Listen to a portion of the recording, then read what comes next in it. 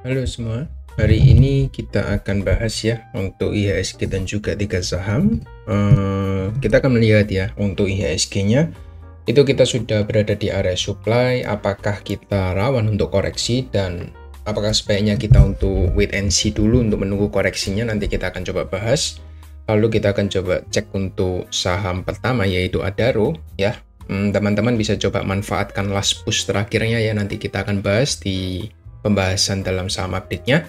Lalu yang kedua ada MAPA ya, pergerakannya sedang dalam konsolidasi dan bisa kita pantau ya dalam beberapa hari ini untuk kita melihat untuk breakout-nya seperti itu. Lalu yang terakhir kita ada BBRI. BBRI ini berapa ya untuk target kenaikannya, karena kita melihat kemarin sudah tembus di area 5.000 seperti itu. Jadi ada tiga saham yang kita highlight dan kita akan bahas secara detail untuk hari ini. Pastikan teman-teman tonton videonya sampai habis agar dapat informasi dengan lengkap seperti itu. Saya mau disclaimer dulu ya bahwa semua informasi yang saya sampaikan di sini hanya merupakan edukasi ya, bukan merupakan ajakan beli dan juga menjual seperti itu ya. Jadi teman-teman harus secara mandiri untuk melakukan analisa ulang seperti itu. Kita akan coba cek dari IHSG dulu yang pertama. Untuk IHSG ya, kita melihat untuk weekly-nya, kita masih dari Kamis, kita masih belum bisa berasumsi untuk weekly close-nya seperti apa. Tapi untuk daily-nya kita lihat semenjak dia breakout dari area triangle ya, dia langsung tembus naik ke atas membentuk all time high seperti itu. Untuk price-nya saya nggak terlalu ada melihat ada hal yang cukup mencurigakan, hanya saja dia sudah overlap dari area moving average dan pasti soon or later dia akan mengejar atau retracement dulu ke bawah ya untuk mengejar area moving average-nya seperti di momen awal Agustus kemarin seperti itu. Itu yang bisa saya lihat yang pertama.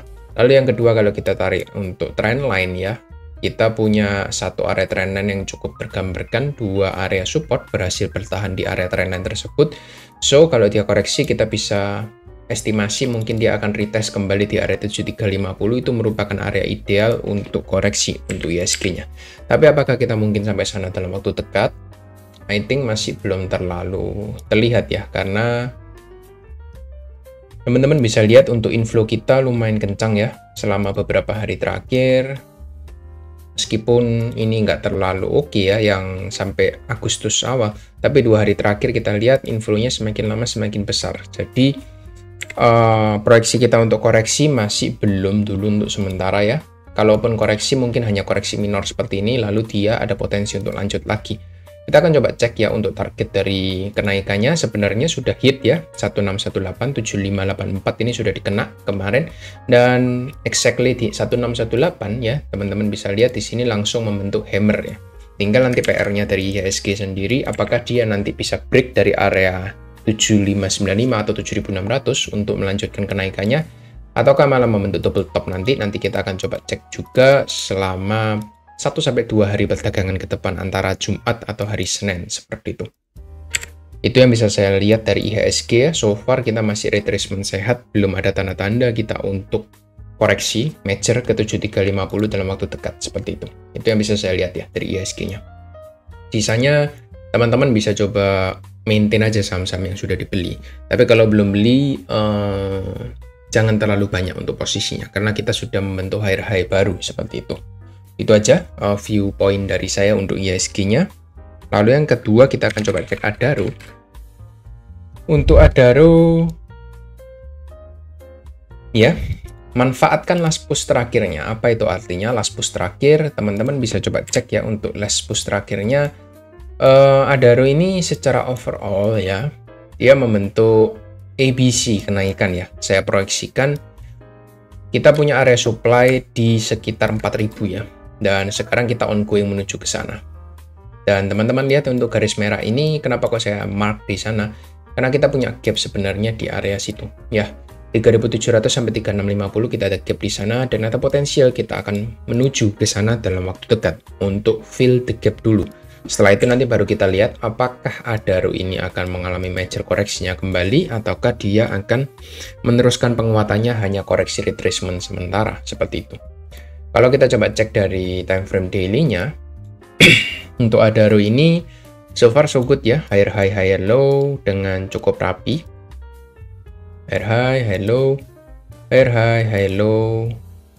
Ini konsolidasi sedikit, setelah itu dia membentuk higher high, higher low untuk lanjut lagi kenaikannya menuju target 3.700 gitu. Jadi buat teman-teman yang sudah hold untuk Adaro, teman-teman bisa pertahankan aja ya, following the trend, nggak usah terlalu ditambah atau dikurangin juga. Kalau mau tambah ya teman-teman harus lihat untuk time frame yang lebih kecil, minor time frame-nya, untuk swing-swing kecilnya, misalnya seperti ini.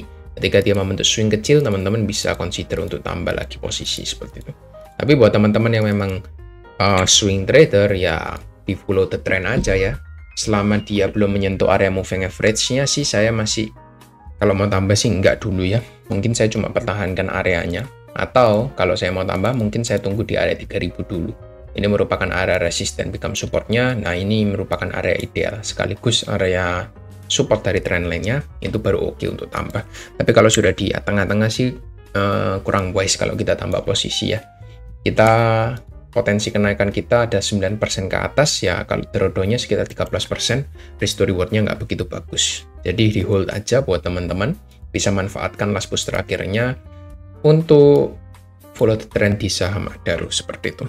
Itu sih dari Adaro ya, point of view saya di saham batubara. Lalu yang kedua, saya akan coba cek MAPA. Highlight kita untuk MAPA bisa pantau untuk konsolidasi ya sebelum dia breakout. Konsolidasinya di mana? Untuk di daily ini terlihat jelas ini merupakan area konsolidasi. Dan ada potensi kita memang untuk breakout ke atas. Di sini membentuk inverse head and shoulder juga ya. Ada potensi kita untuk pecah ke atas. Jadi teman-teman bisa pantau selama dia berada di area 885 sampai area 800, teman-teman bisa pantau di sana. Area point of view terbaik untuk buy di mana?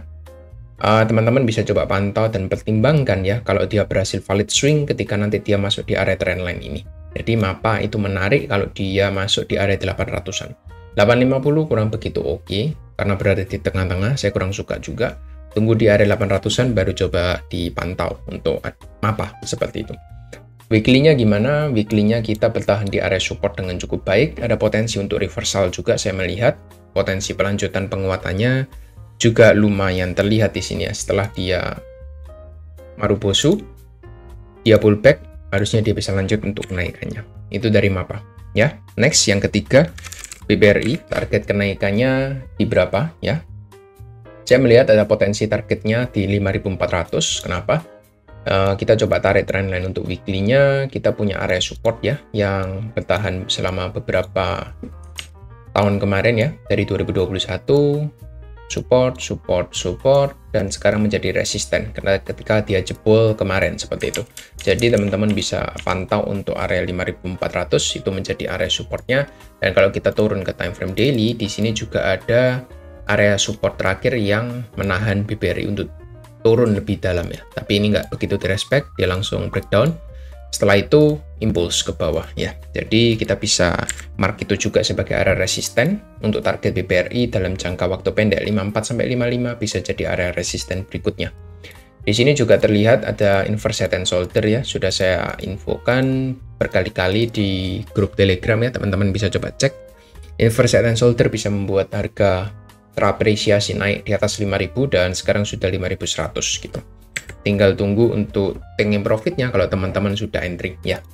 Saya sudah sempat kode waktu itu di sini ya. Dia membentuk seperti flag ya. Ini biasanya pattern kenaikan ya. Bullish flag. Kita coba tarik untuk targetnya juga di 5.500 seperti itu. Jadi itu aja untuk targetnya dari BBRI ya. Ada dua confluence area resisten, jadi teman-teman bisa manfaatkan untuk area taking profitnya di sana. Kalau belum entry gimana?